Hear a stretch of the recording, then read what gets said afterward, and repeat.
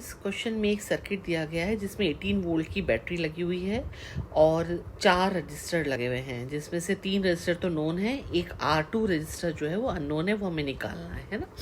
तो R1 की value दी है 400 ओम, R3 है 100 ओम, R4 है 500 ओम और R4 के अक्रॉस ही एक 5 वोल्ट का वोल्ट मीटर की रीडिंग आ रही है 5 वोल्ट। चलो एक हमको अच्छा जोड़ा मिल गया जिसमें रेजिस्टेंस भी दिया है और वोल्ट मीटर से वोल्ट में रीडिंग दी है वोल्टेज की।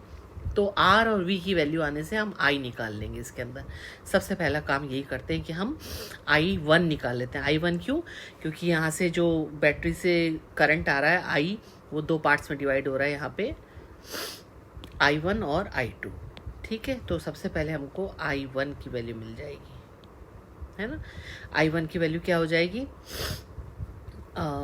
V बाई आर सॉरी, तो V बाई आर करोगे V4/R4, तो 5/500 0.01 एम्पियर में आपकी I1 आ गई।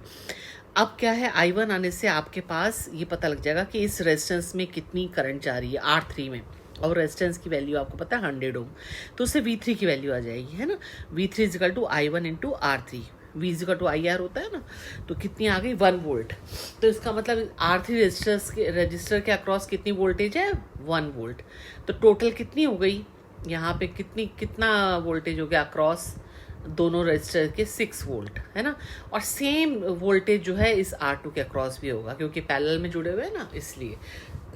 तो अब इस R2 में क्या क्या अननोन है? अभी सिर्फ I2 अननोन है क्योंकि हमें वोल्टेज तो पता लग गई 6 वोल्ट की, ठीक है। अब I2 भी पता लगा लेते हैं।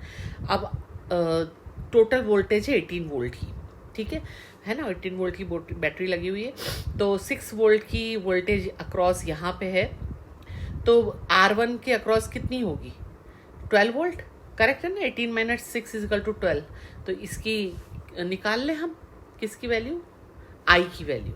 I is equal to 12 volt upon 400, है ना, V अपॉन R, तो 3/100 ये आ गई आपकी I की वैल्यू। अब I is equal to I1 plus I2 होती है, तो I2 की वैल्यू आ जाएगी। I2 की वैल्यू आते ही R2 वैल्यू आ गई, V2 तो हमें पहले ही पता था, तो I2 का डिवाइड कर दो 300 ओम, इसका आंसर आ जाएगा। डी ऑप्शन करेक्ट है।